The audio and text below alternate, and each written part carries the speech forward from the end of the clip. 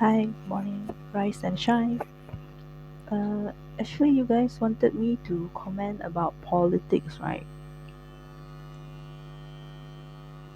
Um, I mean, previously, last time, right? Last time when my trust was being held hostage, okay, held hostage by the British royal family.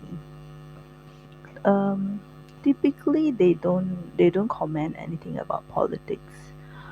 I think that there's something good about it if you don't comment too much about politics because we really don't know how politics will affect negotiations or affect how things work. Okay, I would actually not like to comment about politics also. Okay, but let's say you guys wanted to know about. Sorry about my eyes. I'm having rashes. So if you want me to know to let you know about what we have accomplished for our trust. I have decanted, okay, I have managed to get the judges to approve substantial amount of uh, inheritance money to be decanted, and we have created a few sub trusts, okay, for general usages and for investment excuse me usages, okay. So for US and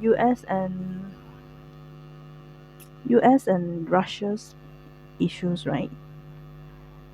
It's very difficult for me to comment about it because we have a quite a huge amount of inheritances that are actually kept in Russia. Okay, I wouldn't want to spoil my relationship with Russia, but at the same time, I'm not agreeable with their agenda.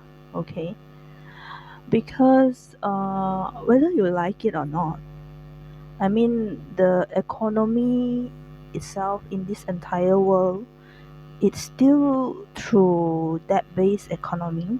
A lot of people's livelihoods, their career, their jobs are actually in those industry, in the banking sector, in the finance sector, and yeah, even the stock market is considered part of the economy that is built through the finances or from the old agreement that we have, okay, from the old empire, okay.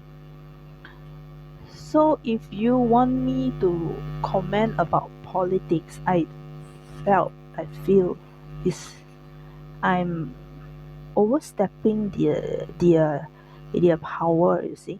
When initially I told you guys to allow me to do this, right?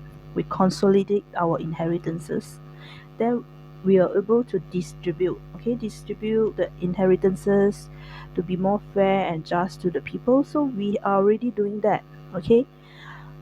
As for Russia, I mean, uh, President Putin, he might has his own ambitions. I don't know. You see, I'm not his, I'm not to someone to order him what to do or what not to do because he's a leader of a country itself. He has his own national interests that he will defend, right? Um, so yeah, it's very difficult because when it comes to Russia, right, it's become like they are the favorite bad guys in the world that US like to like to provoke. Okay, so in that sense, what you guys want me to say? I mean, like I can't comment anything about that except if he doesn't want the amicable resolution, right? He keep on want to prolong the war in Ukraine. There's nothing I can do about it, guys. If you guys want to fight, you guys want to have war, do you think my trust have the power to stop anything? Even you guys in the lawmakers that hold power in office, in the senate, in the parliament, you guys also seems to unable to get him to stop the war, or get your government's military to stop the war, you see. So so it shows that this is not really my problem. And if there's any unfortunate lives, atrocity, kill, those are all governed under martial law or military law. Do you guys know that or not? It is not under common law, even though we would seems like it infringe a lot of humanitarian law. It was so brutal, right? How like Gaza was bombarded, and how badly Ukraine also was bombarded. So a lot of lives has been sacrificed, but those are all governed under those are military law, the law of war. So when a country and a country go into war, it governs under the law of war, and there's nothing much that I can do. But I do prevent a lot of terrorist funding, or funding to these countries that might be supplying firearms to them, to get the war going for longer. Because if they run out of ammunition, if they run out of firearms, basically they also can't prolong the war, you see. I mean, there are certainly many mechanisms you can do, such as we sanction Russia, right? We sanction Russia, but it doesn't mean that they couldn't get their funding from neighboring country, or couldn't get their firearms from neighboring country. So what is it that you guys want me to comment, right? It's already, I feel like I'm already overstepping the military's boundary. I don't want to get myself into trouble, okay? So for my side, I'm I actually has accomplished what we agreed to arrange for the people. All right, you have so many programs, and even for development programs, we have so many type of development programs. Or you can look into how to collaborate with my family office, or with the whichever investment firms that you prefer. But of course, if you are collaborating with my family office, right, we are the capacity is bigger. I mean, my capacity is bigger, definitely is bigger.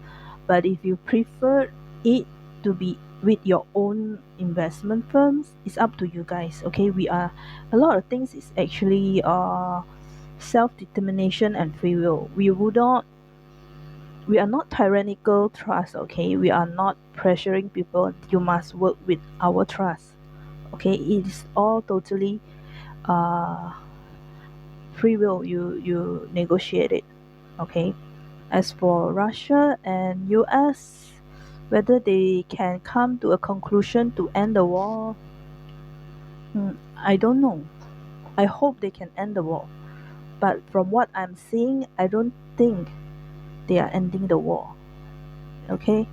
I don't think they are ending the war. That's what I can see. Okay? It could be a attack here and there. It may not be a full scale problems like we expected from their old empires program, that they try to depopularize the world. 90% of the world population must die.